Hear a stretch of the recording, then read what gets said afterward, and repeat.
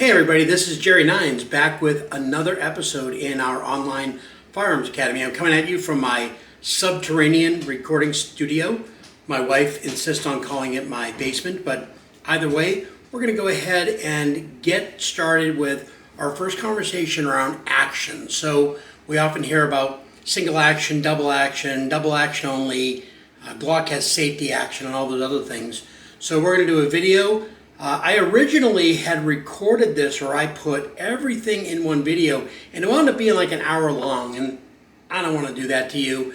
The original thought behind this online Firearms Academy was we could put these relatively shorter videos together, and so I decided to break them up.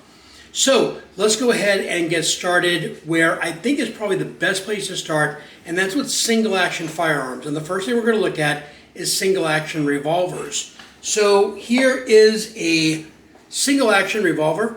This is essentially a modern copy of like a Colt, like a cowboy gun, like a Colt, Peacekeeper, single action army, you might hear them called.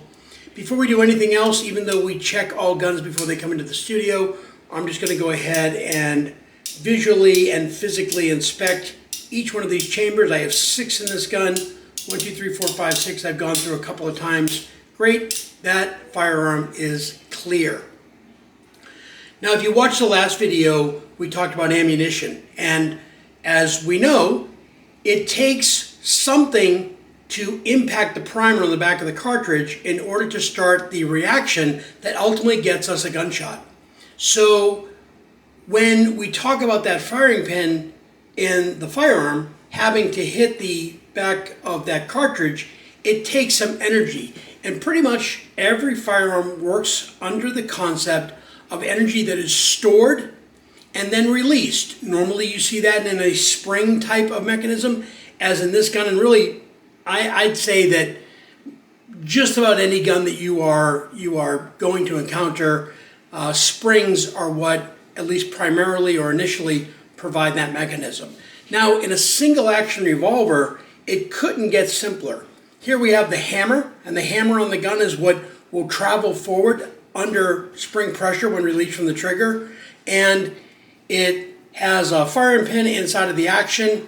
In fact, if we look at this particular gun, the firing pin is actually part of the hammer, and that is what hits the back of the primer. So here I am using manual force to bring the hammer back, and then the trigger performs the single action of simply releasing the stored energy, and that's where we get our gunshot. Okay, so that is really the difference between what we call single action and double action. It is the ability for the trigger to perform one or more actions. So again, in the case of this single action revolver, I have to store that energy and then release that energy, and the storage of that energy, the getting that hammer back, getting that spring tension back, getting that energy stored to release, is the only function of the trigger. Releasing only. Single action. Now, we are going to get into double action in our next video. But sometimes people say, okay, well, single action revolver, I get it. But did you know that semi-automatics can be single action as well? It's interesting in that in the history of firearms design, we started off with single action. In fact, the old flintlock pistols, those were single action. You had to cock those back. And then we got to revolvers. They were single action.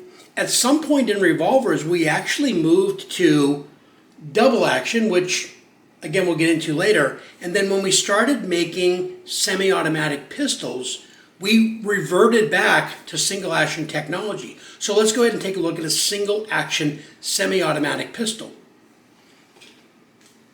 Here is a variant of a 1911 style single action semi-automatic. When we talk about 1911s, I'm not going to give you a history lesson, but we might cover that in another video. But this is essentially a format, very, very successful. It was the U.S. military sidearm for a long time, this pattern of gun. Like anything else, weapons are cleared before they come in the studio, but I have no magazine in the weapon, and if I go ahead and get that slide lock back, I can visually and physically inspect and we know that the gun is clear. In the single action pistol, we still have the same thing going on with the trigger. The trigger can only perform a single action, which is getting that trigger to release from its cocked state where it has all that energy built up by spring tension and released to where the mechanism can then impact the back of that cartridge and get us a shot off. The difference with a single action semi-automatic pistol is that if I were to load this gun and then I were to chamber a round, and if some of this is foreign to you, go ahead and look back to the semi-automatic pistol. I think that's number 3 maybe in the firearm series, to kind of give you an idea of what's going on. But now I've readied the gun to fire. Now I do have a safety. I'm manipulating it on one side of the weapon, but you can see that we can manipulate that safety. But here we have a cocked gun and we're ready to fire the weapon. That hammer goes forward, and then, because this is semi-automatic, the forces of the round going off will drive this slide back, go ahead and take care of the extraction and ejection of that now empty cartridge case, and then going forward under spring tension, picking up that new round. And now we notice that not only has all that operation happened in terms of getting that old cartridge out of there, but also notice now that the gun has cocked itself. So for something to be single action, it's not that the gun has to be cocked by a manual process, by actually pulling that hammer back. It's just that by whatever process that hammer winds up being back, the only thing the trigger can do is release it. When we look at double action pistols, we're going to see how those allow us to, with one longer pull of the trigger, can take a hammer from the at-rest position, bring it back, storing that energy, and then releasing it. But again, for our purposes today and for the purposes of this video, we're just talking about single action. So whether it is a single action revolver that again uses a manual process for each and every storage of energy by, in this case, bringing that hammer back, or if it is a semi-automatic single action where, yeah, I have to do something to get that hammer back the first time, whether it's operation of the slide or whether it is just taking my thumb and bringing that back. But then after that, each subsequent shot, the hammer's going to cock itself back. But just because it's semi-automatic doesn't mean it stops being single action.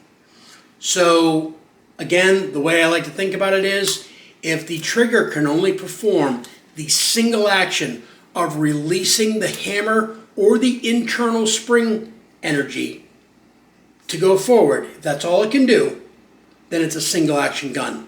This is Jerry9s. This is the Online Firearm Academy. I want you to pay a little bit of attention to some of the stuff we have going down below. If you like this and you want to like it, that's great. If you think this is something you might want to follow, go ahead and subscribe. You do have the option also to buy me a cup of coffee, throw me $3 or $5 I can put toward ammo and other expenses, or you can become a patron of the channel through my Patreon page. Information is also below, and then you can sign up for like $5 a month to say, hey, you know, this is something I'd like to keep coming. Either way, we really appreciate you spending the time with us. Thanks so much. We'll see you in the next video, and God bless America. So now what's next? Well, what's next is we're going to continue on with our double action video, and I'm going to go ahead and drop a card here when that's available so that you can just go ahead and continue on from single action to double action.